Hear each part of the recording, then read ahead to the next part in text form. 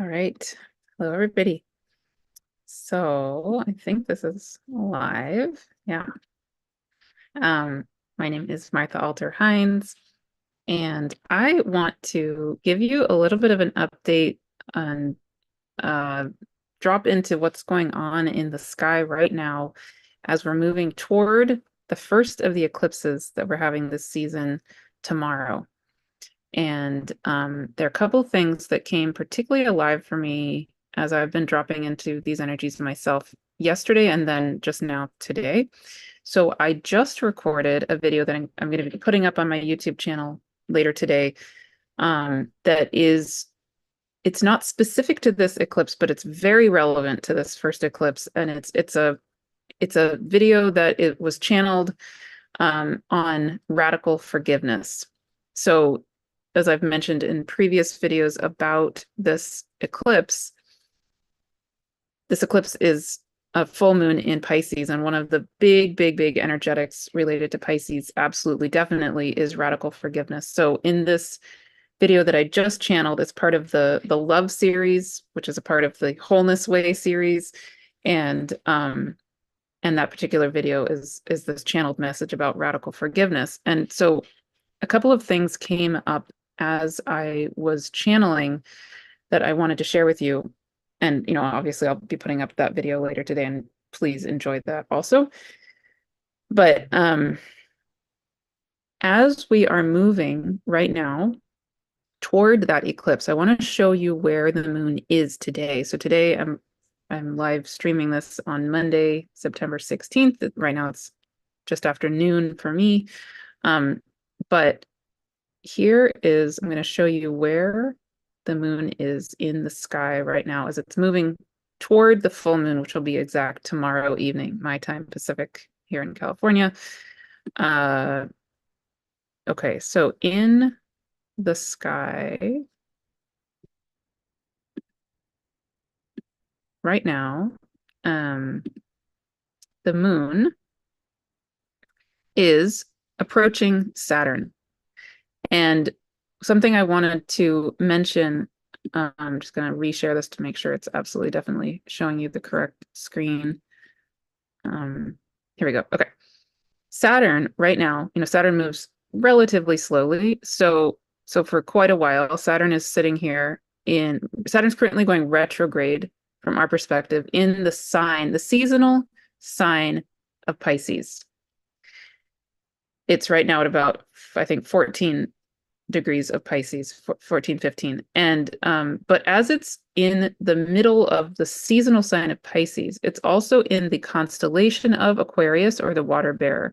And specifically at this moment, it is basically in the part of the constellation of the water bearer that is it's considered the waters flowing out of the jug that's being held by this figure of Aquarius, right? And so Aquarius is associated with Ganymede, who is in Greek mythology one of the companions of Zeus. But also I love a particular image that I've come across where Aquarius is a feminine figure. So there's no one way to see any of these constellations, of course. And what I personally resonate with the most is an idea of this figure Aquarius being any of us, all of us, holding the jug of the waters of the divine and pouring that water, into the flow of life. So Saturn currently is right in that flow of divine water. And the moon right now is just entering the part of the constellation of Aquarius that is those waters. And tonight, the moon will be conjunct Saturn in those waters. So this is on the moon is now on its way to where it will be exactly the full moon once it's right here on Tuesday, tomorrow night. The full moon, the eclipse, will be happening when the moon has moved into the constellation of Pisces, right near Neptune. But I just want to pause for a moment and just give attention to the fact that as the moon is making its way toward that full moon and that eclipse tomorrow, it's basically making a stop. I mean, it's not stop, gonna stop, but it's making a pass through these waters of Aquarius. And in a sense, you could say visiting with Saturn, who is in those waters of the divine. And yesterday I channeled a guided experience supporting people who are signed up for the Eclipse Sacred Journey with me, which you're welcome to join if you feel called to do that, if you haven't signed up for that yet. So in that channeling, basically I became the moon and I was channeling, us as the moon moving on its journey toward the eclipse, which is tomorrow. And part of that journey was this whole experience of what is it to be the moon in the energetic of the backdrop of this part of the Aquarius constellation, which is those waters of the divine. And then sitting there with Saturn, another companion of the solar system, right? And Saturn being so many different things, just like anything else, but among other things, Saturn being an energetic of this wise elder who's currently getting cleansed in the waters of the divine in the constellation of Aquarius, in the seasonal sign of Pisces, but in the constellation of Aquarius.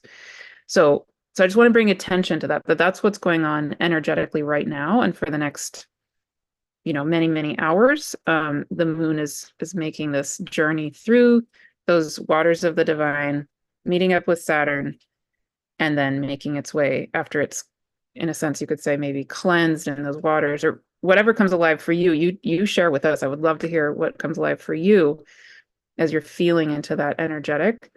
And then the moon is going to be making its way tomorrow, closer and closer and closer and closer to that exact full moon, where then there will be that lunar eclipse with the moon right near Neptune in the stars of the constellation of Pisces, and actually also underneath the constellation of Pegasus, and right above the constellation of Cetus the Whale. And another thing that's just, so this whole area of the sky is called the celestial sea. So there's so many magical things going on in this part of the sky. But something last night, I was looking at the moon and realizing that the moon last night was right under the constellation of the Dolphin.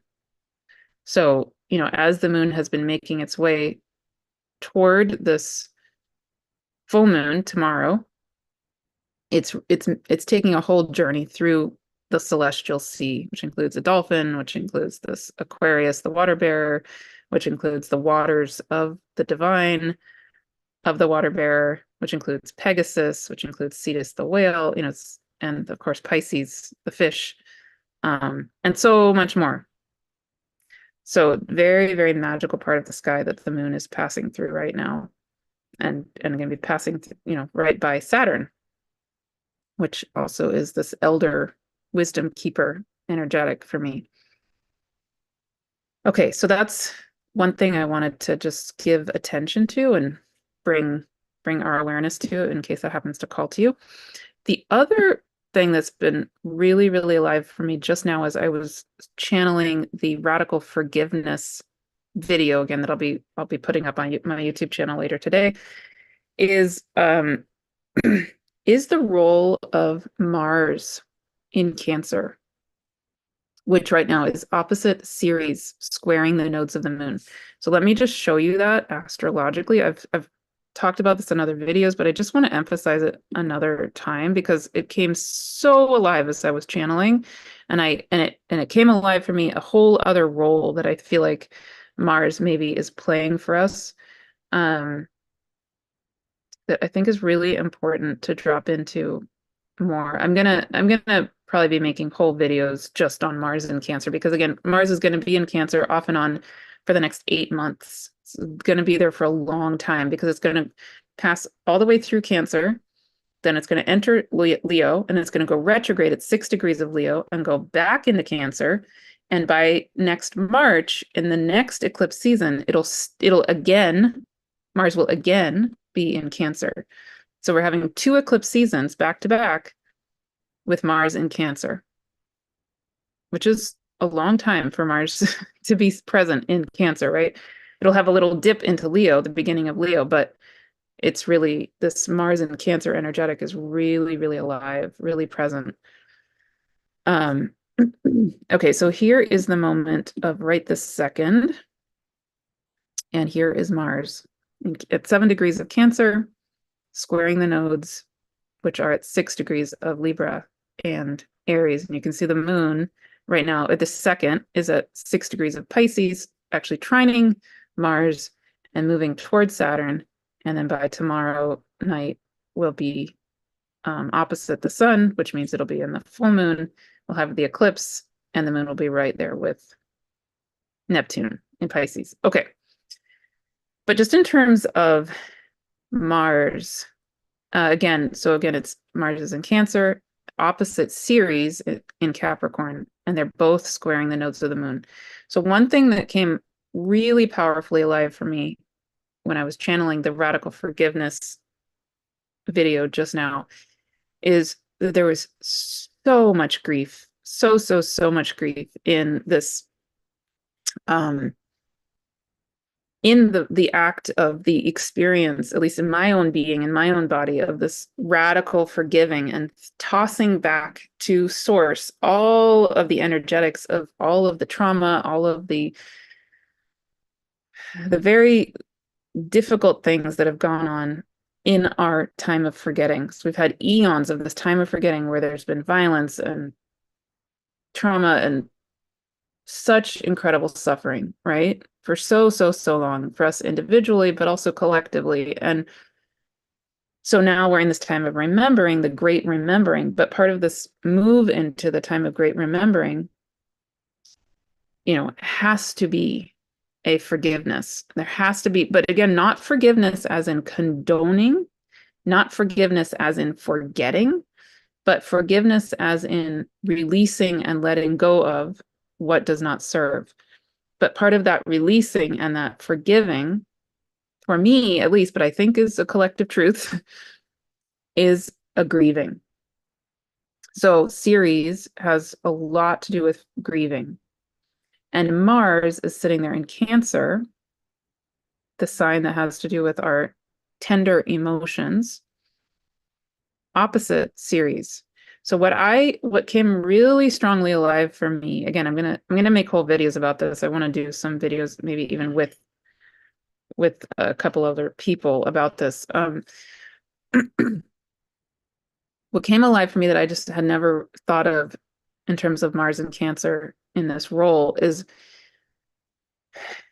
as we are radically forgiving, as we're letting go, as we are tossing back these energetics back to source, Mars is an energy that can be a warrior and a warrioress, really more of a warrior than a warrioress, but a warrior who can be part of what is protecting us, holding us, to give us permission and a sense of safety as we are doing this forgiving, as we're doing this letting go, as we are holding space for our true embodiment of what we really, really feel.